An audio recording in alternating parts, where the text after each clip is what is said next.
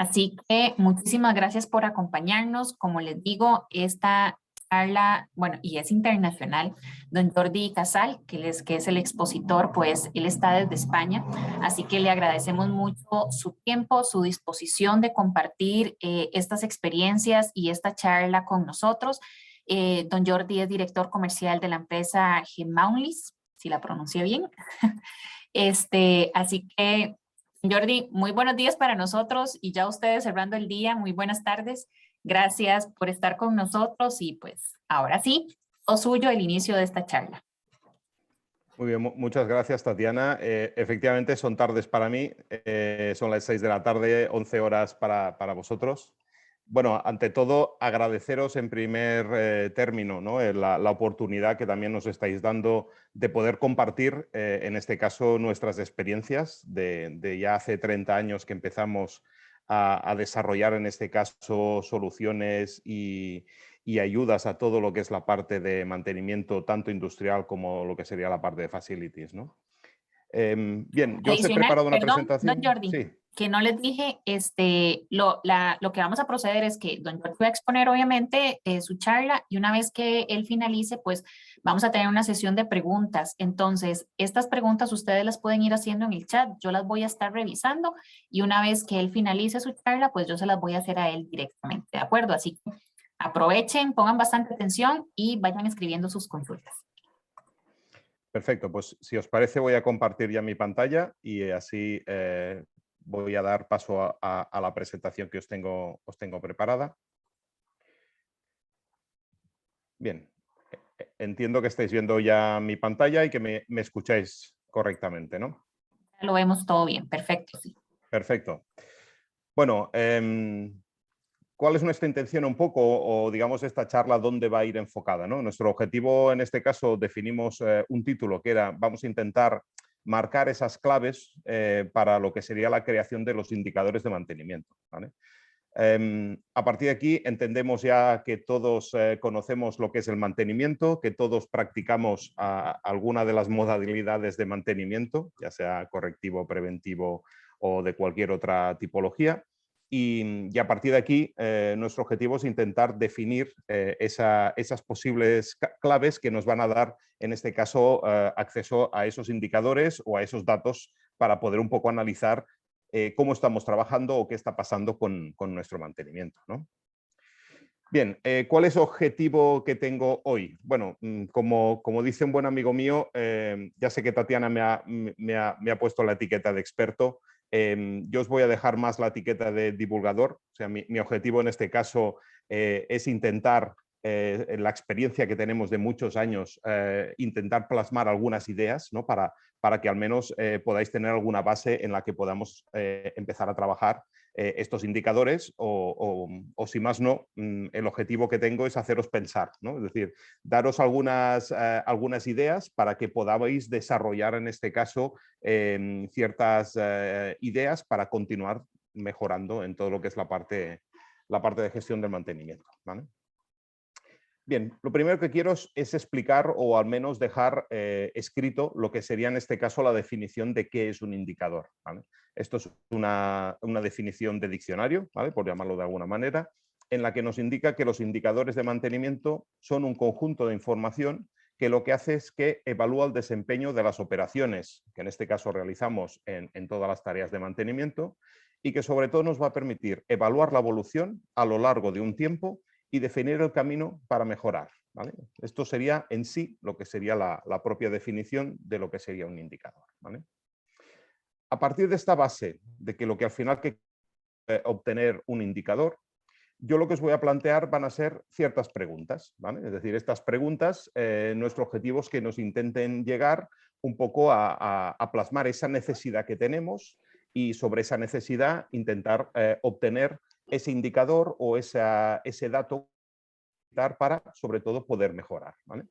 Entonces, una primera pregunta que yo hago es, bueno, ¿qué queremos mejorar? Claro, los aspectos de mantenimiento son muchos. Entonces, podemos intentar establecer, por ejemplo, una reducción de las paradas por avería. Yo puedo tener un objetivo que es, oye, quiero que mis equipos tengan menos averías.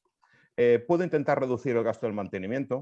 Sé que al final uno de los objetivos que siempre hay encima de la mesa es la parte económica, ¿vale? Para mí la parte económica tiene su peso, pero posiblemente hay otras partes que son también igual de importantes que no solo lo que sería la parte económica, ¿vale? Podemos intentar reducir el tiempo de intervención. Mis técnicos tardan demasiado tiempo en realizar las tareas de mantenimiento en los equipos, por lo tanto, como objetivo, quiero intentar reducir este tiempo. Puedo intentar un objetivo que es alargar la vida útil del activo. Nosotros entendemos por la vida útil ese plazo en el que hemos comprado un activo y queremos amortizarlo. Es un activo que queremos amortizarlo en 5 años, por lo tanto, como mínimo nos va a aguantar 5 años, porque de hecho todos los planes económicos los hemos hecho para que tengamos un equipo trabajando durante esos años.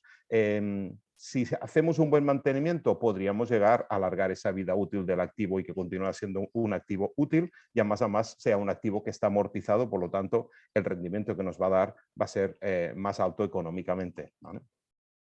Podemos tener otro objetivo que es mejorar la organización del departamento. Oye, mi departamento de mantenimiento es un caos, quiero intentar mejorar toda esta organización para que trabajemos de una manera un poco más organizada y con protocolos de trabajo, ¿vale? O también puede ser otra y es, no, yo lo que quiero al final es vivir mejor y estar más tranquilos, ¿no? Que al final sería el resumen de lo que para mí sería el objetivo del departamento de mantenimiento, ¿no? Poder obtener, en este caso, ciertos equipos que estén en producción, que no tengamos averías no controladas y, por lo tanto, nos permita trabajar de una manera más tranquila, ¿no? Bueno, esta sería una primera pregunta, ¿no? Es decir, ¿qué objetivo o qué querríamos lograr dentro de nuestro ámbito a nivel de mantenimiento? ¿Cuál es la segunda pregunta que yo hago? Bueno, ¿dónde estamos? ¿No? Es decir, cada compañía está en un momento determinado, en este caso, en su evolución del departamento de mantenimiento. Yo os voy a poner los dos casos extremos, ¿vale? Yo puedo estar en el caso extremo en que no hay ningún control y el equipo de mantenimiento se dedica a apagar fuegos. Por lo tanto, vamos a trabajar en un sistema 100% correctivo y lo que vamos a hacer es que vamos a estar dependiendo de esas averías sin tener un control de cuándo se producirán ni tener un control de si vamos a poder solventarlas en el tiempo adecuado, porque como desconocemos lo que nos va a pasar, a partir de aquí en muchos casos no tendremos ni los repuestos adecuados ni el personal adecuado o preparado para poder solventar todas estas averías que tengamos, ¿no? Y el caso extremo sería todo lo tengo controlado y al final estamos ya trabajando en lo que sería el concepto de la mejora continua, ¿vale? Entre un caso y el otro, efectivamente, hay un montón de variables que al final nos hacen definir un poco cuál es la situación de cada compañía y cuál es el punto de partida en este momento en el que estamos, ¿no? ¿Cuál es la tercera pregunta que hago? Bueno, ¿está mi organización preparada? Porque yo puedo tener muy buenas ideas, puedo querer hacer muchos cambios, pero al final dependo de una organización. Es decir, al final el departamento de mantenimiento está en una organización, en algunos casos industrial, en otros más con la parte de facilities, pero al final dependemos en este caso de una organización. Por lo tanto, tendríamos que saber si mi organización está preparada para este cambio. Y para nosotros el cambio va de arriba abajo. Es decir, no solo es un cambio que yo voy a aplicar a mi departamento de mantenimiento, es un cambio que desde nuestro punto de vista se refleja desde lo que es la parte de gerencia hasta lo que sería el departamento técnico, pasando por todos los departamentos, ¿no? Porque al final esa mejora que vamos a querer promover en muchos casos desde lo que sería el departamento de mantenimiento, acabamos involucrando al personal de producción y acabamos involucrando en este caso a la gerencia y los otros departamentos en este caso que conforman la compañía. Por lo tanto, hemos de tener una visión en la que al final todos queramos realizar este cambio o todos definamos en este caso ese cambio que queremos para mejorar todos o digamos la producción, cualquier otro aspecto que definamos en este caso, ¿no? Bien, hemos hecho 3 preguntas. A partir de aquí, bueno, yo llego a un punto en el que digo, sí, mira, yo ya sé lo que quiero mejorar, por lo tanto, como sé lo que quiero mejorar en este caso, ya la primera pregunta la tengo respuesta, ¿no? La segunda es que también sé dónde está mi compañía. Hemos hecho un análisis y por lo tanto sabemos en qué punto está la compañía y en qué punto está el departamento de mantenimiento. Y toda la organización tiene el deseo de cambiar y mejorar, ¿vale? Por lo tanto, sería el punto de partida en el que una vez respuestas a estas 3 preguntas, podíamos empezar a plantearnos esos cambios que queremos realizar a nivel de nuestro departamento de mantenimiento, ¿no? Bueno, aquí unos aplausos porque como cumplimos todo, pues podemos hacer un siguiente paso, ¿no? Bien, yo os voy a dar una mala noticia, ¿vale? La mala noticia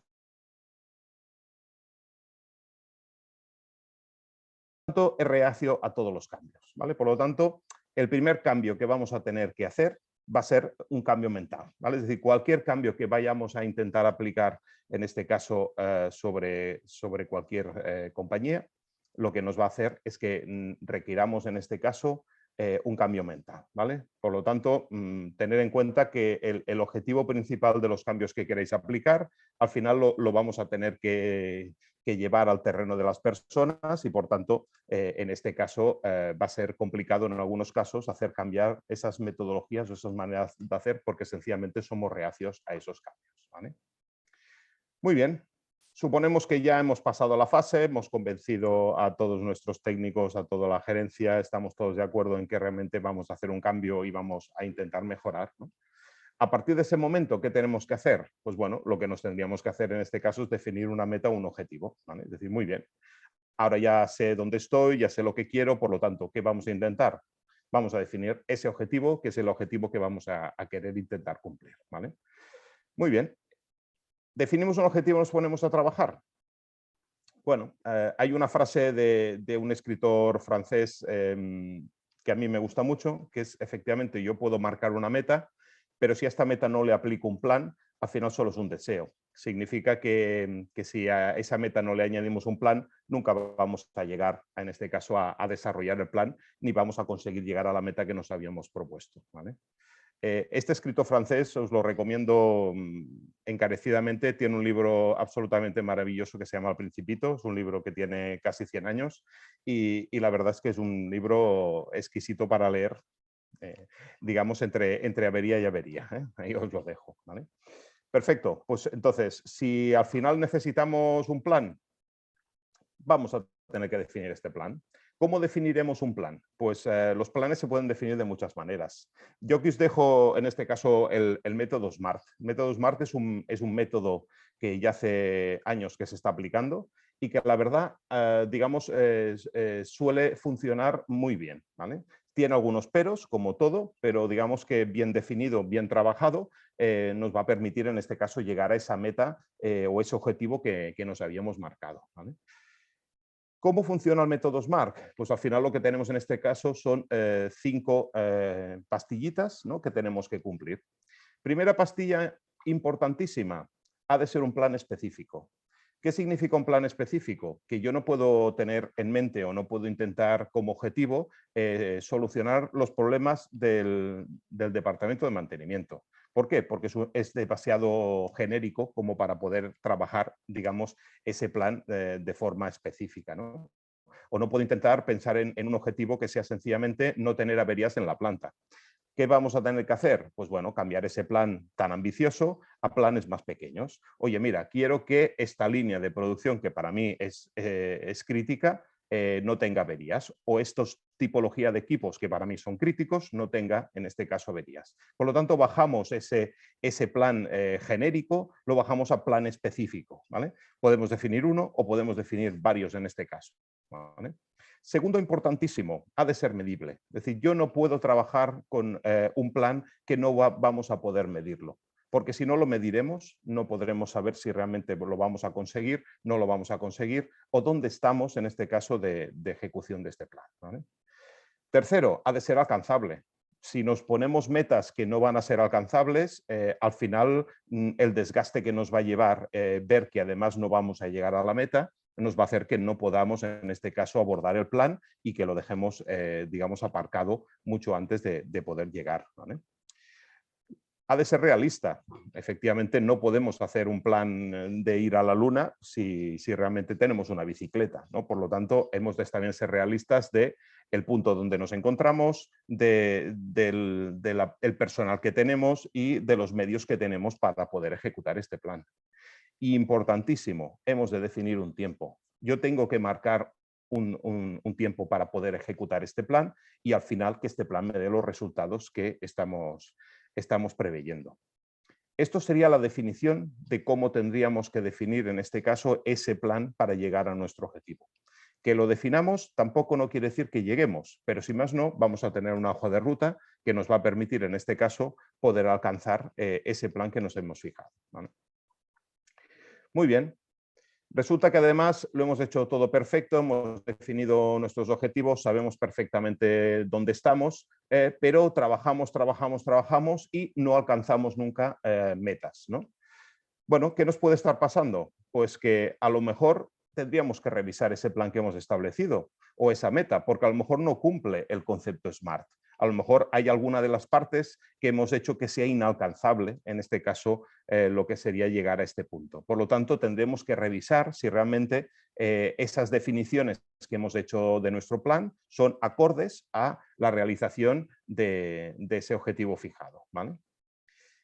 Y otra importante, es posible que a lo mejor los pasos que nos hayamos definido para llegar a ese plan sean o demasiado grandes o tengamos mucha prisa en conseguir esas metas, ¿vale? Es decir, hay veces que lo que está funcionando bien en este caso es el plan, pero a veces queremos correr demasiado en conseguir los objetivos que nos hemos marcado en ese plan. Eso es lo que a veces nos hace que porque los pasos sean muy largos o porque tengamos mucha prisa en conseguirlo, hace que no podamos llegar, en este caso, a realizar el objetivo que nos hemos fijado, ¿vale? A partir de aquí os dejo otro concepto muy interesante que es lo que es la filosofía del Kaizen. Kaizen es una filosofía japonesa, hace muchos años que la aplican, tanto a nivel de lo que sería la parte industrial, en este caso con las 5 S, como lo que sería en este caso incluso como filosofía de vida, ¿vale? En resumen, ¿qué es el Kaizen? El Kaizen nos indica que para lograr una meta debemos dar pequeños pasos y de forma constante. Por lo tanto, lo que yo os animo es que sencillamente ese plan que defináis, no intentemos abordarlo en un corto plazo de tiempo, ni intentemos hacer unos pasos excesivamente largos o forzar la máquina para poder llegar a ese plan. A veces es mejor hacer esos pasos pequeñitos, pero sobre todo marcarles mucha constancia. Eso hará que consigamos en este caso llegar al plan. Es como todo en la vida. Al final podemos intentar empezar a hacer esos cambios con un plan pequeño para sencillamente también ver que funciona el sistema y que al final nosotros también estamos funcionando con esa manera de trabajar que nos estamos instruyendo, ¿vale? Y una parte importantísima para mí, ¿qué pasa con nuestra actitud? Es decir, para mí el concepto de la actitud es lo que al final también va a acabar haciendo que los planes funcionen o no funcionen. Aquí os voy a dejar una fórmula matemática, que de hecho es una fórmula al final que se traduce en palabras, ¿no? Esto es una frase además muy típica de una persona que se llama Víctor Coopers. También os animo a buscar, en este caso por internet, sus conferencias. Aparte de ser muy amenas, aprenderéis muchísimas cosas también. Y Víctor lo que nos dice es que al final el resultado de las personas es la suma de sus conocimientos y sus habilidades. Es decir, todos al final tenemos conocimientos y todos tenemos cosas que hacemos mejor que los demás. Pero hay un elemento que no suma, sino que multiplica. Y lo que multiplica al final es la actitud que le ponemos, en este caso personal, a la hora de hacer las cosas. Por lo tanto, podemos tener muchos conocimientos, podemos tener muchas habilidades, pero no tener actitud. Si no tenemos actitud, haremos que seguramente nuestros conocimientos o nuestras habilidades no lleguen nunca a poderse desarrollar porque no tenemos esa actitud. Otra frase de Víctor, no hay nada peor que un tonto motivado. Es decir, ya lo que nos faltaría sería eso, ¿no? Tener una persona en la que al final no tenemos ni conocimientos ni aptitudes, pero está absolutamente motivado, ¿no? Bien, a partir de aquí, ya tenemos un plan, ya sabemos lo que queremos, hemos definido, hemos intentado hacer esos pasos cortos, ¿no? ¿Qué pasa en este caso con lo que sería la parte del dato? ¿Vale? Es decir, ¿qué es el dato para nosotros? El dato es lo que nos va a permitir, en este caso, medir si hemos, en este caso, podido llegar a conseguir esos objetivos que nos hemos marcado. Por lo tanto, hemos de empezar a recoger datos, ¿vale? Es decir, no va a servir en este caso que tengamos un plan muy definido y que a partir de ese momento no estemos recogiendo ninguna información para saber si la ejecución que estamos realizando nos va a poder llegar al objetivo que tenemos marcado o no. Por lo tanto, es importante empezar a recoger datos, ¿vale? Para poder medir y saber si hemos alcanzado nuestra meta, ¿vale? ¿Cómo ha de ser el dato? Pues bueno, primero es que nuestro dato va a ser acorde a nuestra meta. Si al final nosotros lo que queremos medir son las averías que se están realizando en determinados equipos de nuestra planta, lo que no tiene sentido es que estemos recogiendo qué nos está costando, ¿no? Porque en este caso a lo mejor el objetivo de coste no es uno de los objetivos que nos hayamos marcado, sino que lo que queremos analizar es técnicamente qué es lo que nos está pasando en los equipos de planta. Por lo tanto, tenemos que acordar en este caso los datos que vamos a querer recoger en función de la meta que nos estemos planteando. Y sobre todo, los datos han de ser concretos y medibles. No me sirve decir hay agua en el mar. No, yo al final esto lo tengo que transformar a cuántas botellas de agua conseguimos, obtener a través de. ¿Vale? Entonces, necesitamos que los datos sean absolutamente concretos y sobre todo que sean absolutamente medibles, ¿vale? No que sean abstractos o que sean en este caso datos generales, porque si no, no nos van a permitir en este caso llegar a conseguir saber si el objetivo que tenemos marcado estamos consiguiéndolo o no lo estamos consiguiendo, ¿vale? Importantísimo, lo que no se mide no se controla y lo que no se controla no se puede mejorar. Por lo tanto, al final cualquier cosa que queramos mejorar, vamos a tener que ponerle un elemento de medida. El elemento de medida, como os vuelvo a repetir, tiene que ser un elemento muy concreto para que nos permita, en este caso, valorar si vamos a llegar a los objetivos que nos hemos marcado, ¿vale? Muy bien, ¿por dónde empezamos? Claro, aquí va a depender del punto de madurez de cada compañía. Hay compañías que están absolutamente verdes, volveríamos un poco a la fotografía del bombero. Hay compañías en este caso que sencillamente trabajan con un concepto de correctivo, no se anota ninguna información en ningún sitio y los técnicos de mantenimiento se pasan el día corriendo a reparar esas máquinas que el personal de producción o el personal del edificio indica que tienen problemas, ¿vale? Eso al final causa mucho estrés y causa una manera de trabajar bastante complicada para todos. Y al final ni el departamento de mantenimiento ni el usuario de producción o de la parte de facilities acaba estando contento con este sistema, ¿vale? Y tenemos compañías que están absolutamente maduras, compañías que ya ejecutan sus planes de mantenimiento, hay una recopilación de información, hay un protocolo de trabajo con todo lo que es la parte del departamento de mantenimiento, producción, se controlan el gasto, se controlan la parte de los repuestos, ¿vale? Por lo tanto, estamos entre los dos extremos. Entre estos dos extremos, pues tenemos todos los puntos de madurez, en este caso, que pueda tener cualquier compañía. Por lo tanto, hemos de intentar saber esa segunda pregunta que os hacía, ¿no? Saber dónde estamos para poder saber en este momento de qué información contamos y qué queremos llegar a mejorar, ¿vale? Bueno, ¿por dónde empezamos? Yo lo que os recomendaría, y además en caso de que además estemos en plátano absolutamente verde, es que empezáramos registrando las acciones de mantenimiento del equipo de mantenimiento. Es decir, una de las cosas que podemos controlar de una forma más fácil normalmente es a nuestro propio equipo de mantenimiento. Por lo tanto, hay que empezar trabajando con nuestro propio equipo. Luego ya llegaremos a los otros estamentos de la compañía para poder, en este caso, obtener otras informaciones que también nos van a ser de mucha utilidad para poder identificar otros indicadores o otros objetivos que podamos tener dentro de la compañía. Pero lo primero que hay que empezar son con nuestros propios técnicos. ¿Cómo lo haremos? Hay una forma muy sencilla, que es generando OTs de trabajo. OTs de trabajo son esas órdenes de trabajo en la que vamos a diseñar cierta información, que ahora también os contaré cuál desde nuestro punto de vista sería un poco esa información básica, un poco a recopilar, pero sí que vamos a intentar empezar a registrar todo lo que sería la información que nuestros técnicos están haciendo. ¿Por dónde empezaríamos? Pues por la parte del correctivo, porque a lo mejor muchas compañías la parte del preventivo es algo que no se hace, que se hace sencillamente de forma simbólica o que se está empezando a hacer determinadas acciones en todo lo que serían las tareas de mantenimiento. Por lo tanto, lo más fácil al final es empezar a trabajar con las OTs correctivas, ¿vale? Y a partir de aquí vamos a registrar esos datos básicos para luego proceder a un análisis de la información que vamos a ir obteniendo de estos técnicos que van a ir, en este caso, gestionando esta información, ¿vale? ¿Qué datos para nosotros serían los básicos? Pues de hecho, al final os voy a plantear en este caso 7 datos. Un primer dato sería el equipo o el activo, ¿vale? Por lo tanto, hay que saber sobre qué equipo estamos interviniendo y hay que dejar reflejado el equipo. Segundo, ¿qué le estamos haciendo? Es decir, ¿qué operación le estamos aplicando o qué acción le estamos realizando? ¿Vale? Tercero es la fecha. ¿En qué fecha se me ha producido la avería? Cuarto es qué técnico está resolviendo esta avería. 5 sería el tiempo de intervención. Oye, ¿cuántas horas, cuántas semanas, cuánto tiempo ha estado este técnico realizando esta intervención?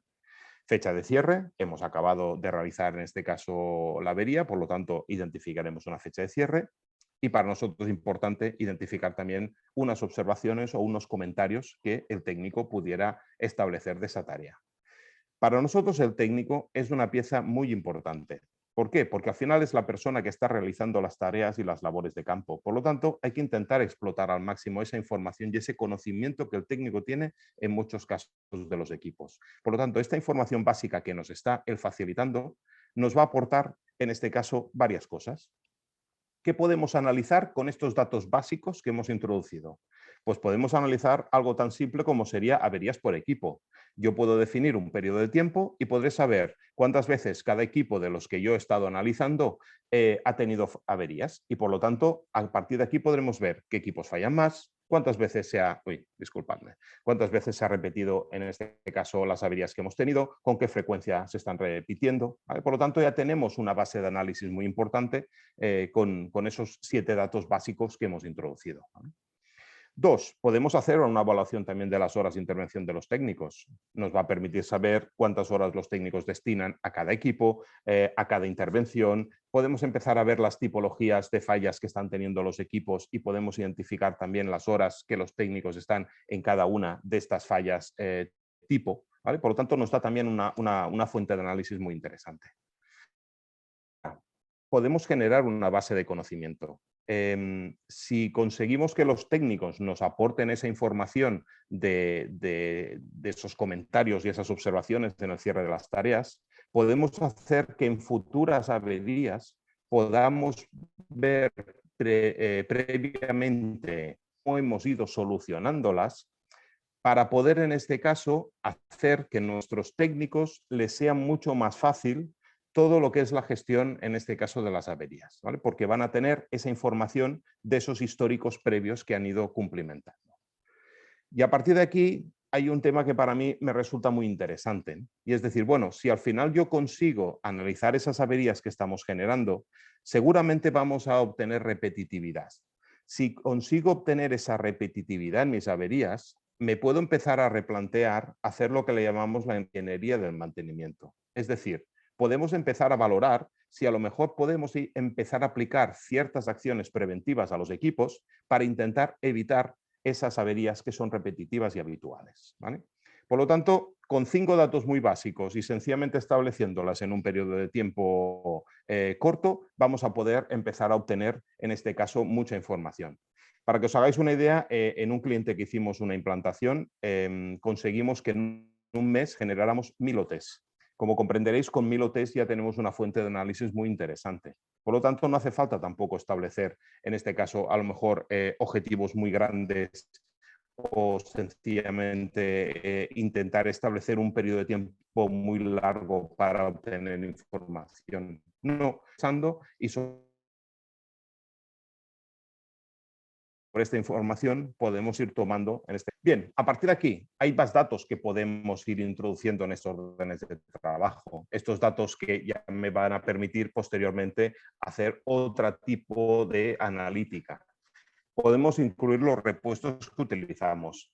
Podemos incluir el tiempo de paro que están los equipos. Esto es un dato importantísimo para conocer, en este caso, cuánto tiempo han estado los equipos parados, sobre todo para el análisis de las averías, ¿vale? Podemos empezar a incluir las empresas externas. Podemos empezar a incluir la información que esa empresa externa está realizando, tareas que realiza, tiempos que está, costes que tiene, ¿vale? Por lo tanto, es una fuente también de información importante. Podemos empezar a trabajar tipologías de la avería. Podemos definir qué es un correctivo. Podemos definir qué es un mal uso. ¿Qué es para nosotros el mal uso? Pues a lo mejor el técnico que estaba manipulando el equipo, en este caso, lo ha hecho incorrectamente, ya no de mantenimiento, sino me refiero más a lo mejor a algún técnico de producción, y eso hace que tengamos una ese mal uso no es un problema de mantenimiento. En este caso sería de otro departamento, aunque mantenimiento intervenga. Entonces hay que analizar esas averías que sobre todo nos llegan por parte de producción, si realmente son averías porque es un tema de correctivo y que para mí el correctivo sí que es algo que dependería de mantenimiento. Aquí entraremos luego en otras discusiones importantes que para mí entender lo entendería desde el punto de vista en que hay un plan de mantenimiento preventivo definido, la compañía es consciente de ese plan, deja ejecutar ese plan de mantenimiento y todo y así acabamos generando ciertas acciones de correctivo que tenemos que intervenir. Por lo tanto, ahí sí que es responsabilidad de mantenimiento. Pero el resto, para mí, se tendrían que responsabilizar otros tipos de departamento, ¿vale? ¿Qué más podíamos empezar? Pues podíamos empezar a implantar acciones. Una sería las preventivas, esto en el caso de, como os indicaba yo, que estuviéramos trabajando solo con acciones correctivas. A partir de aquí están las tendencias de todo lo que son las acciones predictivas, ¿vale? Es decir, al final una acción predictiva sería una acción preventiva, pero que se está realizando con el equipo en marcha. Por lo tanto, no hay una parada de equipo y lo que estamos es analizando ciertos elementos críticos a nivel de rodadura, de lo que es el sistema de engrase, etcétera, etcétera. Y una importante que también se puede empezar a plantear, digamos, cuando hay un sistema ya sólido y que hemos ido avanzando y que hemos ido generando, en este caso, todas estas informaciones previas, sería lo que son las acciones de TPM. El TPM es lo que se le denomina al primer nivel de mantenimiento. El primer nivel de mantenimiento es lo que establecemos normalmente para que el departamento de producción realicen semanalmente tareas de máximo 30 minutos para, digamos, generarnos esos preventivos de primer nivel y que podamos hacer que el equipo esté, en este caso, vigilado, porque si se detecta alguna anomalía podrán informar directamente al equipo de mantenimiento antes no se produzca una rotura, por lo tanto evitaremos, en este caso, esas roturas y sobre todo, nos van a hacer ciertas acciones, a lo mejor de limpieza o de reposición de ciertos productos que van a hacer que el equipo continúe teniendo mayor durabilidad, ¿vale? Bien. Al final, para mí, ¿cuál sería en este caso el objetivo del departamento de mantenimiento? Es decir, al final, ¿qué hemos de intentar conseguir? Bueno, lo primero que hemos de intentar conseguir es que los equipos funcionen correctamente, ¿vale? Por lo tanto, es una labor de mantenimiento hacer que podamos poner todo el esfuerzo en que al final los equipos funcionen de forma correcta.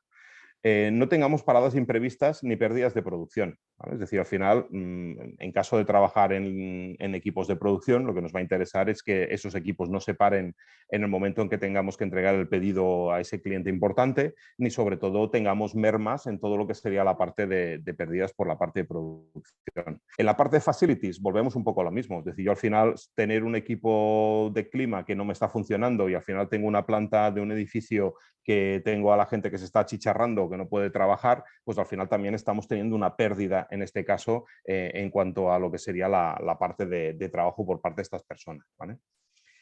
¿Qué es importante para mí también? Las paradas tienen que ser pactadas previamente. Es decir, tenemos que tener un pacto dentro de la compañía en la que me vaya a permitir que yo pueda establecer un calendario y que ese calendario se respete. Eso me va a permitir realizar tareas de mantenimiento preventivo, que en este caso están pactadas y que están avaladas por el departamento de mantenimiento y que al final lo que me tienen que conllevar es que no haya esas paradas imprevistas y que los equipos me funcionen de forma activa.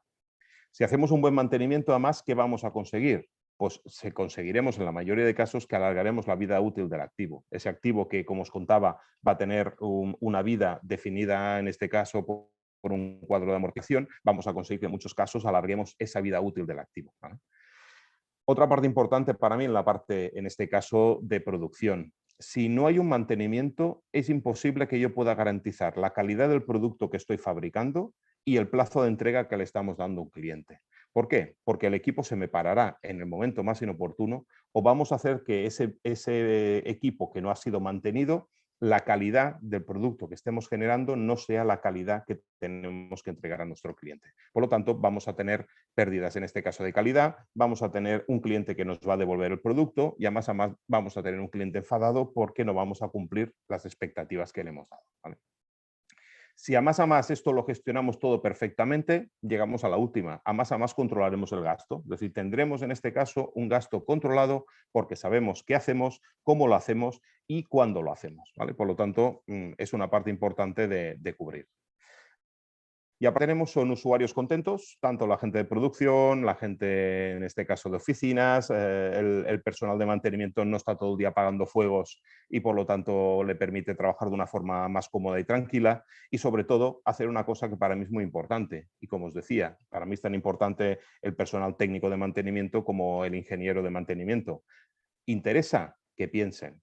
¿Por qué? Porque al final lo que nos interesa es conseguir ver esas averías que tenemos pérdidas de producción y que no conseguimos solventarlas. Nos interesa tener gente despierta que al final no tengan prisas ni estrés y consigan pensar cuál es la mejor solución para aplicar a cada uno de los equipos y conseguir que no vuelvan a fallar. De hecho, tenemos clientes, digamos que cualquier parada de más de 30 minutos, hay un comité que se reúne y analiza esas paradas de más de 30 minutos. A partir de aquí, marcan objetivos para intentar que esa parada de 30 minutos no se vuelva a producir. Por lo tanto, lo que hacen es que intentan hacer tareas preventivas o cambios en este caso a nivel de lo que serían ciertas partes del equipo para intentar evitar que tengamos esas paradas imprevistas, ¿vale? Bueno, ¿cómo gestionaremos estos datos? ¿Vale? Yo os he hablado que tenemos datos, que hay que gestionar datos para al final poder valorar, en este caso, esos planes que teníamos definidos y conseguimos llegar. Bueno, en este caso os propongo cuatro sistemas. El sistema básico sería hojas en papel. Yo generarme en este caso ese formulario que veíamos anteriormente de la OT lo podríamos hacer en un formato papel, por lo tanto mis técnicos podrían rellenar esos formatos papeles, ¿vale? El papel tiene las ventajas e inconvenientes que tiene. El inconveniente es que una vez entregado una hoja de papel a un técnico, esa hoja de papel es única, por lo tanto, a partir de aquí trabajamos con un solo documento, digamos que va a tener que ser cumplimentado y devuelto a la parte de mantenimiento y sobre todo son sistemas que van a resultar muy complejos el análisis de la información, porque vamos a tener que estar leyendo y estar obteniendo información que está, en este caso, en hojas de papel, ¿vale? Tenemos otros que son sistemas ofimáticos. Aquí tenemos el gran amigo Excel. Yo siempre digo que el día que Microsoft decida que no continúa con Excel, yo creo que las compañías del mundo se hunden, ¿no? Porque al final es la herramienta que estamos utilizando absolutamente para todo. Es una gran herramienta que nos permite realmente hacer muchas cosas, pero al final acaba siendo una herramienta en que muchas veces el uso que se le está dando es un uso muy individual. Es decir, yo utilizo un Excel, el ingeniero de mantenimiento, esas hojas en papel que le remiten los técnicos las traspasa a un Excel para posteriores análisis, ¿vale? Pero empezamos a tener un sistema, en este caso, un poco complejo a la hora de generar y que va a requerir mucho tiempo de que podamos, digamos, transcribir esa información y a más analizarla, ¿vale? A partir de aquí hay los del RP. Los RPs en este caso son los software de gestión de las compañías que en muchos casos ya disponen de algún módulo, en este caso vinculado a la parte del mantenimiento. Os dejo nombrado el módulo de SAP, que es uno de los más habituales, el SAP PM, pero hay muchísimos RPs en este caso que incorporan su propio módulo de mantenimiento. Estos módulos de mantenimiento yo digo que están bien, pero para mí tienen un problema y es que son módulos pensados financieramente. Es decir, el objetivo principal del módulo está en analizar económicamente, ¿vale? No en analizar la parte operativa del mantenimiento. Por lo tanto, van muy encaminados a conseguir obtener costos y no en gestionar o en mejorar, en este caso, lo que sería la parte del mantenimiento. Y a partir de aquí existen unas familias de software que serían los GMAOs o los CMMS, que son software específicos para lo que sería el entorno de mantenimiento y que nos van a disponer de todas las piezas necesarias para poder recoger estas informaciones y analizarlas, ¿vale? Son software ya específicos que nos van a permitir, en este caso, esta gestión, ¿vale? Os voy a dejar un dato. Solo 5% de las empresas en Costa Rica están utilizando un sistema GEMAO, ¿vale? Significa que hay muchísimas empresas, y supongo que muchas de las que estáis participando hoy aquí, que o desconocéis o en este caso no tenéis implantado ningún sistema de gestión para el departamento de mantenimiento, ¿vale? Os voy a dejar también otro dato, y es un dato que solo lo tengo a nivel de España. He intentado buscarlo a nivel de Costa Rica, pero no he conseguido triunfar. ¿Qué nos ha conllevado el COVID? Bueno, aparte de muchos dolores de cabeza para todas las compañías, digamos, y mucha gestión de personal y mucho teletrabajo, lo que nos ha hecho evidenciar es que realmente la mayoría de compañías no están preparadas digitalmente. Eso nos conlleva que en el estudio que se hizo el año pasado en España, llegó a reflejar que el 38% de las compañías en España no estaban preparadas para la digitación y el trabajo remoto. Estamos hablando de que ese 38% de compañías han sufrido mucho más todo lo que es el concepto del COVID, porque al final has tenido teletrabajando a tus empleados, pero además no has podido estar al mismo nivel que si no hubiera, que se hubiera estado estabilizado todo lo que es el entorno de trabajo. Por lo tanto, hay que trabajar en todo lo que es la parte de la digitalización, porque al final vivimos en un mundo global y vamos a tener, digamos, que utilizar lo que son las tecnologías para poder mejorar nuestro entorno de trabajo, ¿vale? ¿En qué me puede ayudar en este caso un Gmao? ¿Vale? Es decir, estas herramientas para lo que es la gestión. Bueno, un primer dato que para mí siempre es muy importante de nombrar es centralizar la información. Es decir, esa información poder tener en unas hojas de trabajo, en unos ficheros Excel, en la cabeza de ese técnico que conoce cómo reparar esta máquina. Nuestro objetivo es que esta información que vamos generando en todos los diferentes departamentos acabe estando centralizado en un único sistema. Todos estos sistemas van a permitir accesos de usuarios, van a permitir restricciones de usuario, por lo tanto, esa información va a estar en este caso centralizada. Otra cosa a la que nosotros también vamos, yo siempre parto de la base que la información es de la compañía. Por lo tanto, que aunque haya rotaciones de personal, aunque tengamos personal de baja por COVID o otro tipo de enfermedades, la compañía continúe funcionando. Por lo tanto, es importante que esa información la tengamos centralizada dentro de lo que sería la compañía. Podemos acceder a esta información multidispositivo. Yo puedo acceder desde mi computadora, puedo acceder desde mi celular, puedo acceder desde cualquier sitio, voy a poder acceder a esta información. Por lo tanto, en tiempo real vamos a poder tener acceso a esta información para que nos permita tomar decisiones. Algo que, como os contaba a día de hoy, que tenemos prisa en conseguir nuestras metas, al final es que el problema no es que tengamos prisa en obtener nuestras metas, es que al final todo va muy deprisa. A raíz de todo este boom que hemos tenido en estos últimos 20 años, hace que las cosas hayan tomado, digamos, un ritmo mucho más rápido del que tenían hasta ahora. Por lo tanto, vamos a tener que tomar decisiones en tiempos muy cortos y si tenemos el máximo de información disponible, nos va a permitir tomar decisiones más acertadas, ¿vale? Integramos a todos los departamentos. Como os he indicado antes, para nosotros no solo las decisiones que se toman en el departamento de mantenimiento son del departamento de mantenimiento. Toda la compañía está involucrada en estas decisiones, porque la dirección tiene interés en que al final las cosas vayan mejor, en que no tengamos problemas en la parte de producción, en que compremos mejor y en que al final los equipos estén funcionando al máximo de tiempo posible. Por lo tanto, al final tiene que ser un compendio de que todos los departamentos de la compañía participen. Por lo tanto, estos sistemas lo que van a permitir es que estos diferentes departamentos puedan participar también. Nos va a permitir definir protocolos y flujos de trabajo. En muchos casos nos encontramos de que no existen estos protocolos y flujos de trabajo. Llaman por teléfono, utilizamos el WhatsApp. Bueno, al final viene el técnico a taller y le digo, oye, vete a la máquina 34 que está fallando. Entonces, no tenemos un protocolo que nos vaya a permitir analizar. Es decir, vamos un poco apagando fuegos. El apagar fuegos lo que no nos va a permitir en ningún momento es, en este caso, estandarizar y obtener información. Por lo tanto, estos sistemas nos ayudan porque ya vienen definidos muchos flujos de trabajo establecidos. Tenemos un acceso rápido a los datos para tomar decisiones, esto ya los he contado, y sobre todo nos va a permitir obtener toda una serie de información para mejorar los costos, la gestión, el tiempo de solución de averías, etcétera, etcétera, ¿vale? Esto es un poco lo que representaría herramientas que ya están en este caso específicas. Muy bien, hemos superado la primera fase, hemos conseguido las metas y hemos mejorado o hemos medido en este caso todas las mejoras que hemos realizado, ¿vale? Y ahora, ¿cómo puedo seguir avanzando? Es decir, yo me he establecido ciertas metas, resulta que además hemos hecho un plan muy realista, hemos conseguido trabajar, obtener esos datos y al final hemos conseguido esas metas que hemos hecho, ¿vale? Las metas, como os digo, van a depender del punto de madurez de cada compañía, por lo tanto, las necesidades que tienen las compañías que están muy verdes son unas, las necesidades que tienen las compañías que están muy maduras son otras. Es decir, hay que intentar ver en cada momento qué información son la que necesitamos, ¿vale? ¿Cómo puedo seguir avanzando? Pues yo os voy a dejar aquí para nosotros un documento muy bueno.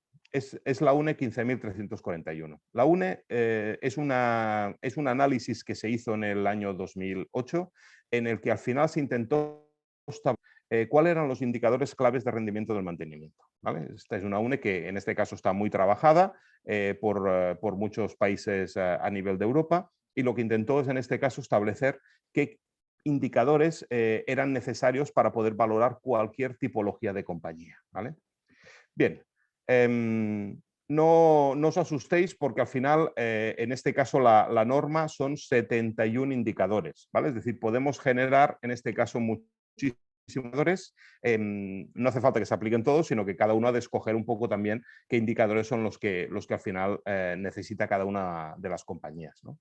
Entonces, ¿para qué sirven los indicadores, en este caso, a la norma, o para qué están establecidos? Unos para medir el estado, es decir, podemos medir el estado de los equipos, de los activos, del personal, el estado económico, ¿vale? Es decir, nos permite medir estados.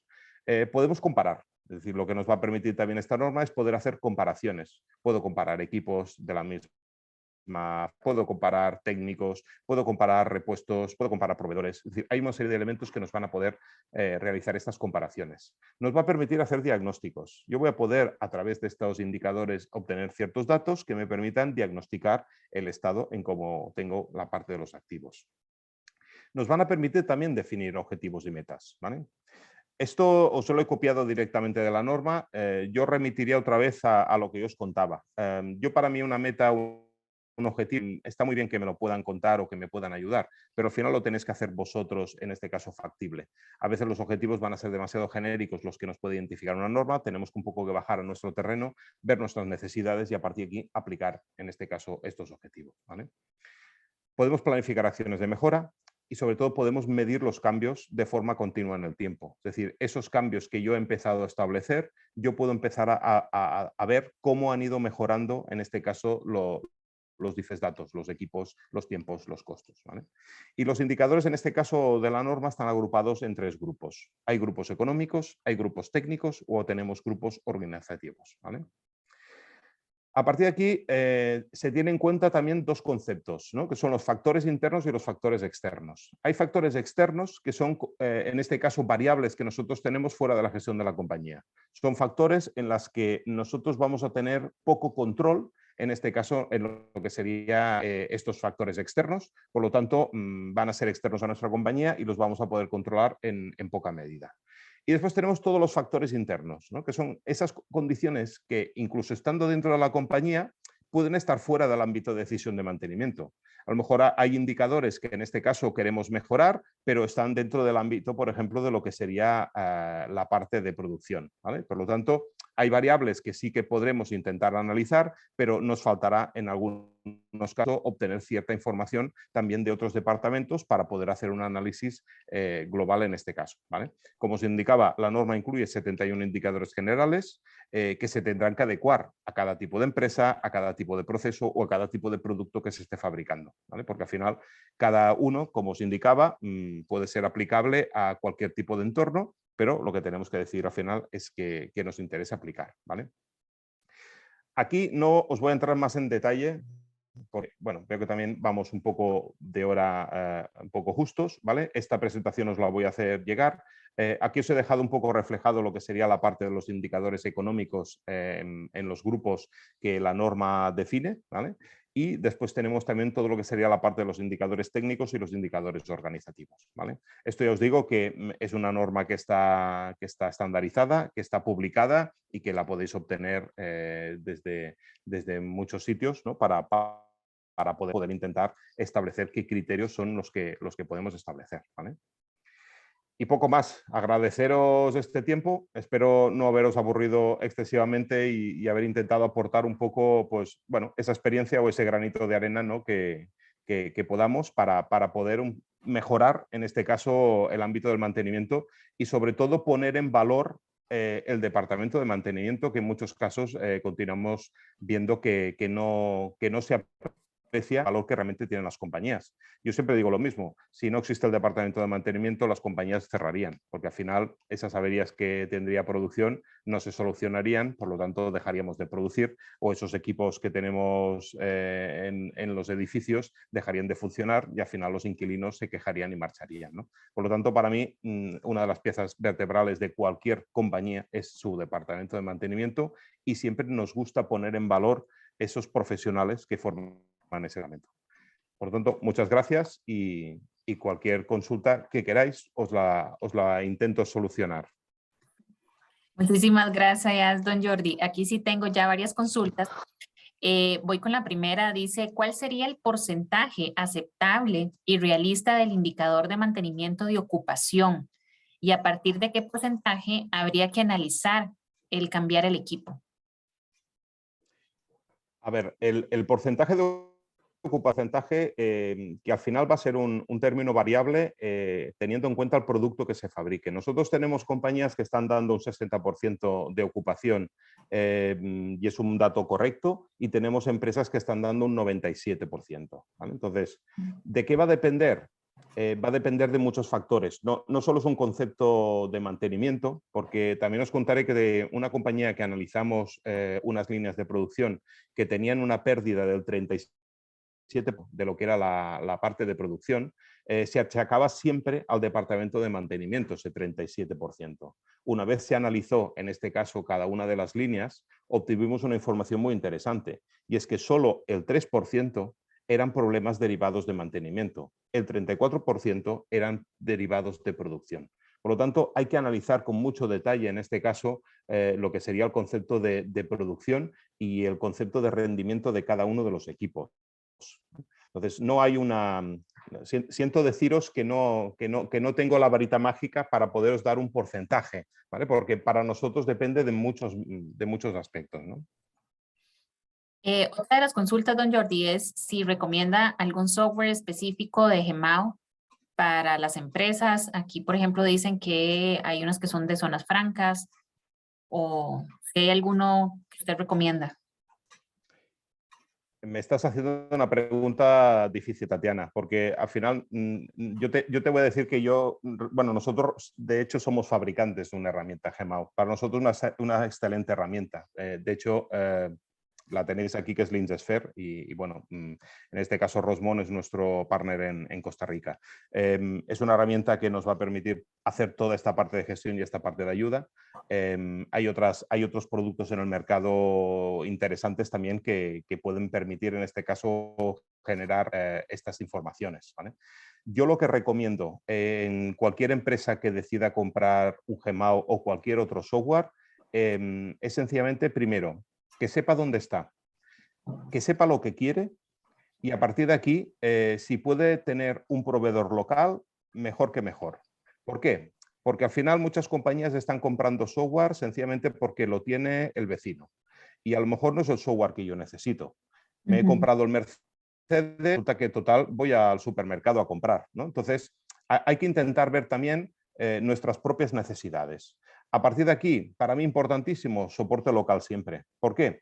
Porque al final es mejor tener un soporte local que te hable en tu idioma, que conozca en este caso, digamos, el país, que conozca la manera de trabajar y que al final te esté dando también un soporte en tu horario, ¿vale? Porque al final nos encontramos en compañías que efectivamente tienen muy buenos productos, pero a lo mejor tenemos que hacer el uso en inglés, a lo mejor tenemos un decalaje de 7 horas de diferencia. Entonces, eso hace que al final los problemas hagan que dejemos de trabajar con la parte del software. Ok, bueno, igual ahí la presentación yo se las voy a enviar a ustedes al correo electrónico que registraron cuando se inscribieron, entonces ahí tienen el contacto también, esta última imagen que ven, por si quieren alguna información adicional.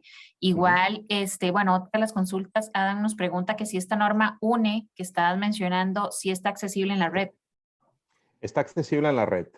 Si no la encontráis, intentaré yo también en el correo que mandé a Tatiana con la presentación, le mandaré también el enlace para que os lo pueda hacer llegar.